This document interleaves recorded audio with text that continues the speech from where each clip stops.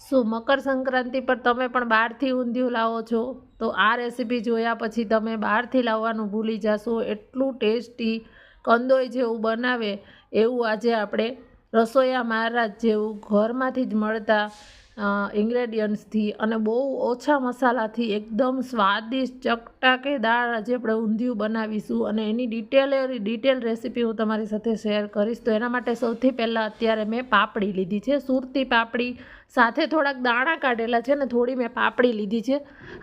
લીલી તુવેર, વટાણા અને વાલ, આ બધા દાણા આટલા લીધા છે મેં અત્યારે. આમાં ક્વોન્ટિટી તમે વધારે ઓછી કરી શકો છો. હવે આ પહેલાં એક વખત આ બધી વસ્તુને આપણે બાફવાની છે, એટલા માટે આપણે એને એક કુકરમાં લઈ લેશું. સ્ટેપ બાય સ્ટેપ તમે હું જે રીતે કહું છું એ પ્રમાણે જોતા જજો. આ બધી વસ્તુને કુકરમાં લઈ એક વખત સરસ તાજા પાણીથી ધોઈ લીધી છે અને આની અંદર ફરીથી 1 ગ્લાસ જેટલું પાણી લઈ પાપડીને આ બધા દાણા છે એ ડૂબે એટલું પાણી લેવાનું છે. હવે આની અંદર એક નાની ચમચી મીઠું લઈ આનું ઢાંકણ બંધ કરી અને આમાં 1 સીટી કરી લેવાની છે. અને આને સાઈડમાં કરીને આપણે બીજી વસ્તુ તૈયાર કરી શકીએ, પણ મેં જ્યારે સવારમાં વહેલા આને આ રીતે બાફી અને રાખી દીધું હતું. કુકર આપણું ઠંડુ થઈ ગયું છે. 1 સીટી પછી આપણે ચેક કરી લઈએ. એક દાણા આ રીતે ચેક કરી લેવાનો, લીલી તુવેરનો કે પાપડીનો. તો જો સરસ બફાઈ ગયું છે. આ પાણી છે ને આપણે કાઢી નાખવાનું છે. તો અત્યારે આપણે આને સાઈડમાં મૂકી દઈએ અને ત્યાં સુધી એક શાકની પેસ્ટ બનાવી લઈએ. તો મેં અત્યારે 1 ગાંઠિયો લસણ લીધું છે, 15-20 કળી લસણ અને 2 ઇંચનો મોટો ટુકડો આદુનો, એની સાથે 1 તીખી મરચી અને આ મેં 4-5 મોળા મરચાં લીધા છે. આ મરચાં છે એમાં તીખાશ નથી, પણ આનાથી સ્વાદ સરસ આવશે એટલા માટે આ 4-5 લેવાના છે. તમારા પાસે જો ફ્રોઝન કરેલી આદુ મરચાં લસણની પેસ્ટ હોય તો એ લઈ શકો છો, પણ ફ્રેશ લેજો, એનાથી વધારે સારો ટેસ્ટ આવે છે. ત્યાર પછી અત્યારે લીલું લસણ આવે છે, તો મેં લીલું લસણ આ રીતે લીધું છે. અને તમારા પાસે એકદમ કૂણું લીલું લસણ હોય તો એ છેલ્લે એડ કરવું હોય તો કરી શકો છો. અત્યારે આપણે આમાં વાટવામાં થોડુંક મીઠું લઈ અને આની અધકચરી જેવી વાટેલી પેસ્ટ બનાવી લેવાની છે. જો આ રીતે જે રીતે ખાંડેલી પેસ્ટ હોય, તમારા પાસે સમય હોય તમારે ખાંડવી હોય તો પણ ચાલશે, પણ આ રીતે આ પેસ્ટને તૈયાર કરી લેવાની છે. આને આપણે સાઈડમાં કાઢી લેશું. અને હવે આપણે આ જ મિક્સર જારની અંદર તજ લવિંગ લેવાના છે. અત્યારે મેં 7-8 લવિંગ અને એક મોટો ટુકડો તજનો લીધો છે. એનો પાવડર કરીને એને પણ સાઈડમાં લેવાનું છે. હવે આપણે મૂઠિયા બનાવવાની શરૂઆત કરીએ. તો જો આ મેથીની ભાજી છે, મેં 1 કપ જેટલી મેથીની ભાજી અને સાથે 1 મુઠ્ઠી કોથમીર લીધી છે. અહીંયા મેં 1 વાટકી ભાખરીનો લોટ, જે ઘઉંનો ભાખરીનો લોટ આવે છે જાડો કરકરો, એ અને 1 વાટકી ચણાનો લોટ લીધો છે. તમારે ઝીણો જો રોટલીનો લોટ લેવો હોય તો લઈ શકો છો, પણ સાથે થોડોક રવો લઈ લેવાનો. સ્વાદ પ્રમાણે મીઠું લેવાનું છે. અત્યારે આપણે મૂઠિયા બનાવીએ છીએ. આની અંદર આપણે અજમો લઈએ છીએ. આ મૂઠિયા તમે આગલા દિવસે કે બનાવીને તૈયાર કરી શકો છો અને 4-5 દિવસ બગડતા નથી. એકવાર બનાવીને તમે રાખો ને તો પણ ચાલે. જો પ્લાનિંગ હોય ઊંધિયું બનાવવાનું તો અગાઉ બનાવી લેવાના. હવે આપણે જે વાટેલી પેસ્ટ હતી એ 1 ચમચી આની અંદર આપણે લઈ લેવાની છે. ત્યાર પછી સૂકા મસાલામાં 1 ચમચી ધાણા જીરું પાવડર લેવાનું છે. એની સાથે અડધી ચમચી જેટલી હળદર લેવાની છે.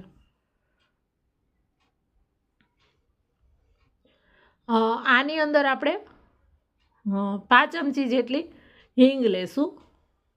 ત્યાર પછી આપણે આમાં 1 ટેબલ સ્પૂન જેટલું તેલનું મોણ લઈએ છીએ. મૂઠિયા છે એ ઘણી વખત અંદરથી કડક રહી જતા હોય છે, તો એ ના રહે એટલા માટે આપણે 1 ચપટી જેટલો મીઠા સોડા, જે ભજીયામાં નાખવાના બેકિંગ સોડા આવે છે, એ સોડા લઈએ છીએ. આનાથી તમારા મૂઠિયા છે અંદર સુધી એકદમ સોફ્ટ રહેશે. ઘઉંનો લોટ એડ કરવાથી પણ મૂઠિયા છે એ સરસ સોફ્ટ બનશે અને સરસ પોચા થશે. હવે જે આપણી મેથી અને કોથમીર છે એને આપણે પાણીમાં પલાળીને થોડીક વાર રાખી હતી અને ધોઈ લીધી છે વ્યવસ્થિત. એમાં માટીનો ભાગ હોય એટલે એ બધી આની અંદર લઈ લીધી છે. કોરું જ એક વખત આ બધું મિક્સ કરી અને પછી જરૂર લાગે તો પાણી લેવાનું. મેથી છે એ ભીની છે એટલા માટે જરૂર મુજબ જ લેવાનું. 1-2 મોટી ચમચી જેટલું મેં પાણી લીધું હતું ને આ રીતે આ મિશ્રણ તૈયાર કરી લીધું. અત્યારે મેં આમાં ખટાશ ગળાશ નથી લીધી. તમારે લેવી હોય તો અડધું લીંબુનો રસ અને 1 ચમચી જેટલી ખાંડ લઈ શકો છો. અત્યારે મેં નથી લીધી.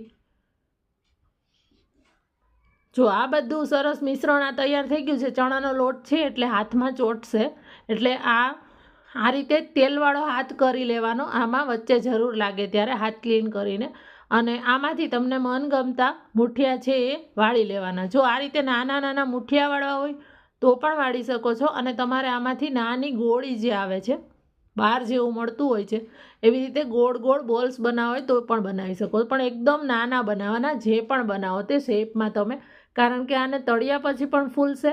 સોડા એડ કરેલો છે એટલે તળિયા પછી પણ ફૂલશે, અને એ ઊંધિયામાં એડ કરશું ત્યારે એમાં પણ ફૂલશે. તો આ બધી આપણી ઊંધિયાના મુઠિયા તૈયાર થઈ ગયા છે. ત્યાં સુધી મેં સાઈડમાં તેલ પણ ગરમ મૂકી દીધું હતું, એટલે આપણું તેલ પણ ગરમ થઈ ગયું છે. તો એમાં આપણે જેટલા એકસાથે મુઠિયા સમાય એટલા બધાની અંદર લઈ લેવાના છે. આ છે તેલમાં ખુલવાની કે બીક નથી રહેતી, એટલે એકસાથે વધારે મુઠિયાની અંદર લઈ લેવાના અને સરસ આને તળી લેવાના. નીચે ચોટશે કે નહીં. આ ઊંધિયાનું આપણે ઘરે ઊંધિયું બનાવીએ તો આ મુઠિયા છે એનો જ ખાવાનો સાચો સ્વાદ આખા ઊંધિયાનો સ્વાદ મુઠિયા પર જ આધારિત હોય છે. બહારનું ઊંધિયું મારા ઘરમાં નથી ભાવતું, કારણ કે એકદમ પાણી રસું કાઠિયાવાડી ઊંધિયું અહીંયા મળે છે બધે, તે એવો રસાવાળું હોય છે અને અંદર 1 કે 2 જ મુઠિયા આવે છે. એટલા માટે ઘરે આપણે બનાવીએ તો આપણા મનગમતા વેજીટેબલ્સ અને મુઠિયા છે એનું પ્રમાણ પણ વધારે રાખીને કરતા હોય છે. જો આ રીતે સરસ આપણા મુઠિયા છે એ તળાઈ ગયા છે, અને આ જ્યારે બનતા હોય ને ત્યારે જ આ અડધા તો ખવાઈ જાય છે. એટલા મસ્ત આ મુઠિયા ટેસ્ટી લાગે છે. તો હવે આપણે એમાં વેજીટેબલ્સ તળવાના છે. તો મેં અત્યારે એક મોટું બટાકું લીધું છે અને છાલ કાઢી ધોઈ અને આ રીતે મોટા ટુકડામાં લીધું છે. જે રીતે કંદોઈ બનાવે એ રીતે આજે આપણે કરીએ છીએ. એટલે આપણે બધા વેજીટેબલ્સને તળીને લેશું. તો બટાકા છે એને આપણે તળી લેવાના છે. ગેસની ફ્લેમ ફાસ્ટ જ રાખીએ ને 50% જેવા બટાકાને, બધું વેજીટેબલ્સને 50% જેવું જ આપણે તળવાનું છે. તો બટાકાને કાઢી લેશું. બટાકા આપણે કાઢી અને ત્યાં સુધી આપણે રીંગણ લીધા છે. તો જે ભરવાના નાના રીંગણ હોય છે એવા લીધા છે, અને એની અંદર સ્ક્વેર કટમાં કાપા કરી લેવાના છે. આ રીતે જે રીતે આપણે રીંગણ ભરીએ છીએ એ રીતે, અને એને પણ આપણે આની અંદર તળી લેવાના છે. બધું જ વેજીટેબલ્સ ફાસ્ટ ગેસ ઉપર સરસ તળી લેવાનું છે. એકદમ જ મેશ ના થઈ જવું જોઈએ, પણ અધકચરું જેવું આને તળી લેવાનું છે, કે જેથી કંદોઈ બનાવે એવો આનો સ્વાદ આવે. ઊંધિયું ચડવામાં પણ જરાય વાર ના લાગે, અને એકદમ સરસ કોઈ વેજીટેબલ્સ છે એ છૂંદો ના થઈ જાય એટલા માટે. તો જો આપણા રીંગણ છે એ પણ તળાઈ ગયા છે, એને પણ આપણે કાઢી લેશું. હવે આપણે આની અંદર કંદ લઈએ છીએ. તો આ કંદને પણ આ જ રીતે મેં સ્કિન કાઢી સરસ સાફ કરી અને એને આ રીતે મોટા જેવા આપણે બટાકાના ટુકડા કરેલા છે એવા આપણે કરીએ છીએ. મારી પાસે અત્યારે કંદ જ હતું, સુરણ નહોતું મળ્યું મને. જો તમારા પાસે સુરણ હોય તો તમે સુરણ ને કંદ બેવ લઈ શકો છો, અને જો ખાલી સુરણ લેવું હોય તો પણ લઈ શકો છો. તમારા પાસે જે વેજીટેબલ્સ હોય અથવા તમારા ઘરમાં જે ખવાતું હોય એ લેશું. અહીંયા મેં કંદને પણ તળી લીધું છે, એને પણ આપણે કાઢી લેશું. આને રતાળું પણ કહેવાતું હોય છે. હવે મેં આની અંદર 1 નંગ કાચું કેળું છે, એને પણ સ્કિન કાઢી અને આ રીતે મોટા ટુકડામાં કટ કરી લીધું છે. કાચું કેળું છે એ પણ બહુ મસ્ત લાગે છે ઊંધિયામાં. આની સાથે તમે ટીંડોળા, ગુવાર એ પણ લઈ શકો છો લેવા હોય તો. કેળા પણ કાઢી લીધા છે. હવે આપણે ફ્લાવરના આ રીતે મોટા મોટા એના ફૂલ છે એને સાફ કરીને સરસ, જે અત્યારે શિયાળામાં ફ્લાવર આવે એવું તાજું ફ્લાવર હોય એ લઈ લીધું છે, અને એને પણ મસ્ત તળી લીધું છે. એને કાઢી લેશું. તો હવે બધા વેજીટેબલ્સ તળાઈને તૈયાર થઈ ગયા છે. તો આપણે વઘાર કરીએ. તો અહીંયા મેં એક મોટું જાડા તળિયાવાળું તપેલું લીધું છે. તમારા પાસે નોનસ્ટિક કે સ્ટીલનું જે પણ જાડા તળિયાવાળું વાસણ હોય એ લઈ લેવાનું. મારા પાસે આ હતું એટલે મેં આ લીધું છે. આની અંદર જે મુઠિયા અને વેજીટેબલ્સ તળેલું તેલ છે એ લેવાનું છે. એમાં બધી ફ્લેવર સરસ બેસી ગયું એટલે વઘારમાં એ જ લેવાનું. એની સાથે સૂકા લાલ મરચાં, તમાલપત્ર અને 1 ચમચી રાઈનો વઘાર કરવાનો છે. રાઈ છે આપણી એ સરસ ફૂટે એટલે 1 ચમચી જીરું લેવાનું છે અને એની સાથે અડધી ચમચી જેટલો આપણે અજમો લેવાનો છે કે જેથી ઊંધિયું છે એનો સ્વાદ પણ સારો આવે અને પચવામાં પણ ભારે ના પડે એટલા માટે. હવે આની અંદર ઊંધિયાનું પ્રમાણ વધારે છે એટલે 1 નાની ચમચી જેટલી આપણે હિંગ લીધી છે અને જે આપણી વાટેલી પેસ્ટ હતી આદુ મરચાં લસણ લીલા લસણવાળી એ આની અંદર આપણે લઈ લેવાની છે અને આ પેસ્ટથી વઘાર કરવાનો છે. આની ફ્લેવર એટલી મસ્ત લાગે છે ને આની અંદર બહુ કોઈ ઊંધિયાનો મસાલો કે બહારનો ના લઈએ ને છતાં આ ઊંધિયું એટલું સ્વાદિષ્ટ લાગે છે. હવે આપણે 1 ચમચી જેટલી હળદર લેવાની છે અને જે આપણું તળેલું બધું વેજીટેબલ્સ હતું એ બધું જ આની અંદર આપણે લઈ લેવાનું છે. વેજીટેબલ્સ છે એ 50% ચડી જ ગયેલું છે, બાકીનું 50% આપણે હવે એને ચોળવવાનું છે. તો આ રીતે વઘાર બધો સરસ મિક્સ કરી વેજીટેબલની સાથે અને હળવા હાથે મિક્સ કરવાનું છે કે જેથી એ ભાંગી ના જવા જોઈએ. અને આપણે જે તજ લવિંગનો પાવડર કરીને સાઈડમાં રાખેલું હતું મિક્સચર એ આની અંદર લઈ લેવાનો છે. તજ લવિંગનો પાવડર, ઊંધિયામાં તજ લવિંગનો પાવડરનો સ્વાદ બહુ સરસ લાગે છે. મારી મમ્મી ગરમ મસાલો પણ ક્યારેક એડ ના કરે પણ તજ લવિંગનો પાવડર અચૂક એડ કરે જ છે. એનાથી બહુ મસ્ત સ્વાદિષ્ટ એવું ઊંધિયું તૈયાર થાય છે. અને જો બહારનું ઊંધિયું ખાવાથી તમને જો એસિડિટી થતી હોય ને તમે ચોક્કસ આ રીતે એક વખત ટ્રાય કરજો. આ રેસીપી તમે બહારનું ઊંધિયું લાવવાનું ભૂલી જશો. હવે આની ઉપર ડીશ ઢાંકી અને પછી આને વરાળથી ચડવા દેવાનું છે. તો ઉપર આ રીતે ડીશમાં આપણે પાણી લઈ લેશું અને પહેલાં તેલમાં જેને 2 મિનિટ જેવું એમનેમ જ 2-3 મિનિટ જેવું વરાળમાં ચડવા દેશું. આ ઉપરનું પાણી છે એ ગરમ થઈ ગયું છે. જરૂર લાગે તો અંદર પાણી એડ કરતું જવાનું અને આને ચડવા દેવાનું.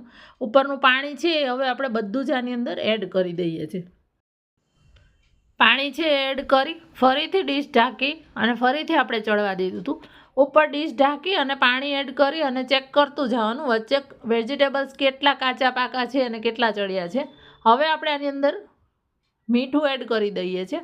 અત્યારે આપણે આખા શાકના ભાગનું મીઠું અત્યારે જ એડ કરી દઈએ છીએ અને આ જે દાણા અને વાલોળ પાપડીને આપણે જે બાફેલી હતું એનું પાણી કાઢી નાખેલું છે એટલે એ પ્રમાણે મીઠું લેવાનું અને એને પણ આની સાથે એડ કરી દેવાનું.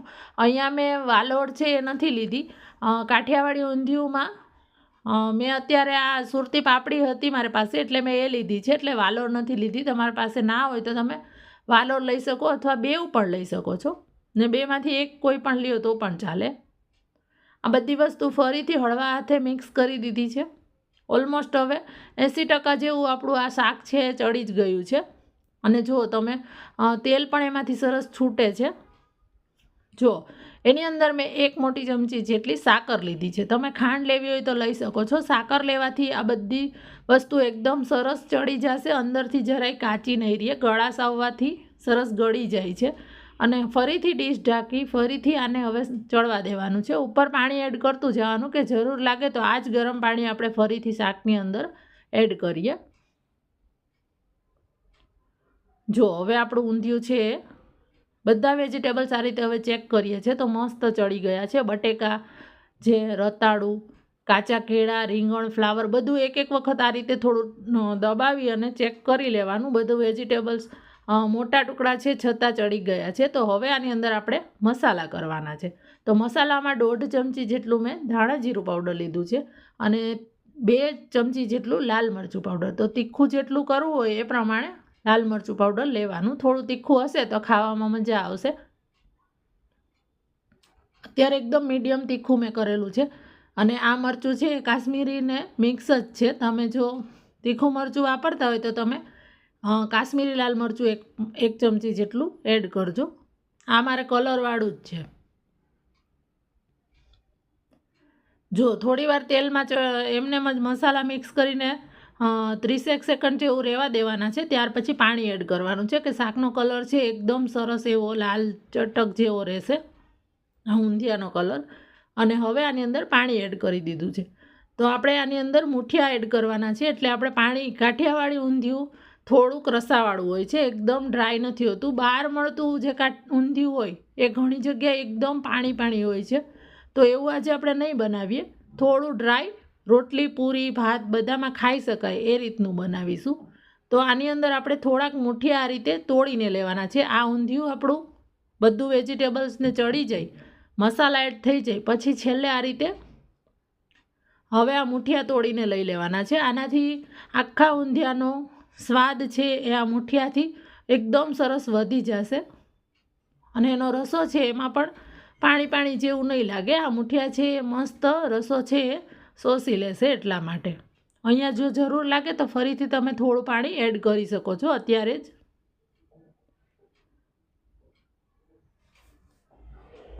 બધી વસ્તુને એક વખત સરસ મિક્સ કરી અને મુઠિયા છે એ આપણે પહેલાં તળેલા હતા એને આની ઉપર મૂકી દેવાના છે. અત્યારે અંદર મિક્સ નથી કરવાના, અત્યારથી મિક્સ કરી દેશું તો પછી જ્યારે હલાવવા ટાઈમે છૂંદો થઈ જાય નહીં, એટલા માટે બધા મુઠિયાને આ રીતે ઉપર રાખવાના છે ને ઉપર આ એકદમ સરસ સ્ટીમમાં હમણાં જ સોફ્ટ થઈ જશે. આને ફરીથી ઢાંકી અને થોડી વાર માટે સીજવા દેવાનું છે. એમાંથી તેલ થોડું છૂટી જાય આ રીતે અને એકદમ સરસ પાકી જાય એટલે આપણા મુઠિયા છે એ જો ફૂલવા લાગ્યા છે. એટલે હજી આપણે આને ગેસ બંધ કરી અને મૂકી રાખશું ને તો હજી આ મુઠિયા છે એ બધું પાણી શોષી લેશે અને એકદમ જમવા ટાઈમ સુધીમાં સોફ્ટ થઈ જશે. જો આપણું ઊંધિયું છે અત્યારે ઓલમોસ્ટ તૈયાર જ છે. હવે લાસ્ટમાં મેં આની અંદર 1 લીંબુનો રસ અને 1 ચમચી નાની ગરમ મસાલો એડ કરેલો હતો. તમારા પાસે જો ઊંધિયા મસાલો હોય તો કરી શકો છો અને ગરમ મસાલો હોય તો એ એડ કરી શકો છો. મારાથી એ ક્લિપ મિસ થઈ ગઈ છે. અને લાસ્ટમાં કોથમીર લેવાની છે. હવે આપણે આની અંદર આટલો રસો થોડોક રહેવા દેવાનો છે. આજે જમવા બેસવા સુધીમાં 1 કલાક પછી કોરું થઈ જશે અને ઊંધિયું છે એ તાજે તાજું બનાવીને તરત નહીં બેસી જવાનું, 1 કલાક પહેલાં જ બનાવી લેવાનું. સવારે થોડુંક, બપોરે કે જમવામાં તો તમારે 1 કલાક વહેલું બનાવી લેવાનું કે જેથી મુઠિયા છે એ બધો રસો સરસ શોષી અને બધું આમાં મસાલા એકબીજા સાથે ભળી જાય. જો અત્યારે કેટલું સરસ દેખાય છે.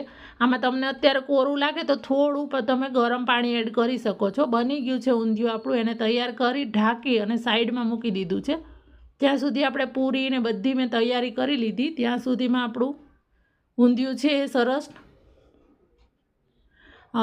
તૈયાર થઈ ગયું છે. તો મેં પૂરી, બાસુંદી અને ફ્રાઈમ સાથે સર્વ કરેલું છે. તમારે જો ભાત સાથે કરવું હોય તો પણ મસ્ત લાગે છે. તો આ મકર સંક્રાંતિ તમે પણ ઘરે ચોક્કસથી બનાવજો. રેસીપી ગમે તો આ સેવ કરીને રાખી દેજો અને યુટ્યુબમાં જોતા હોય તો ચેનલ સબસ્ક્રાઈબ કરી દેજો અને જો ફેસબુકમાં જોતા હોય તો પેજને ફોલો કરી દેજો અને વધારેમાં વધારે લોકોને શેર પણ કરજો.